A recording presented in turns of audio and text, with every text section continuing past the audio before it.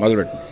బ్రహ్మమురారిసుధార్చితలింగం నిర్మలభాషితశోభితలింగం జన్మజ దుఃఖ వినాశకలింగం తత్ప్రణమామి సదా శివలింగం దేవమునిప్రవరాచితలింగం కామదహన కరుణాకరలింగం రావణదర్ప వినాశకలింగం తత్ప్రణమామి సదా శివలింగం సర్వసుగంధసులేపితలింగం బుద్ధివివర్ధనకారణలింగం సిద్ధసురాసురవందితలింగం తత్ప్రణమామి సదా శివలింగం కనకమహామణిభూషితలింగం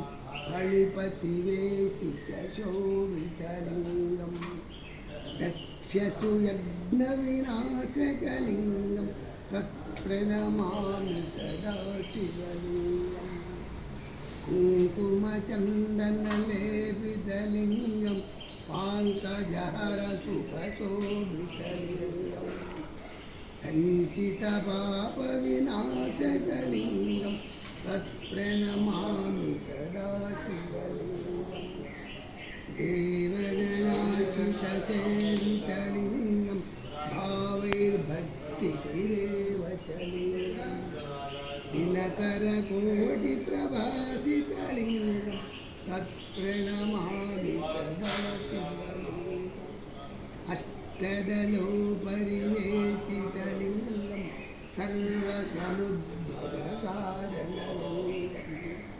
అష్టదరిద్రవినాశకలింగం తత్ప్రణమామి సదా శివలింగం సురగురుసురవరపూజితలింగం సురవనపూష్వసదాచితలింగం పరమపదం పరమాత్మకలింగం తత్ప్రణమామి సదా శివలింగం లింగాష్టకమిదం పుణ్యం యదే శివసన్నిధౌ శివలోకమాప్నోతిన శివేన నమోదతే. ఓం నమ శివాయ, ఓం నమ శివాయ, ఓం నమ శివాయ. నమ పార్వతీపతే హర హర మహాదేవ శంభో శంకర.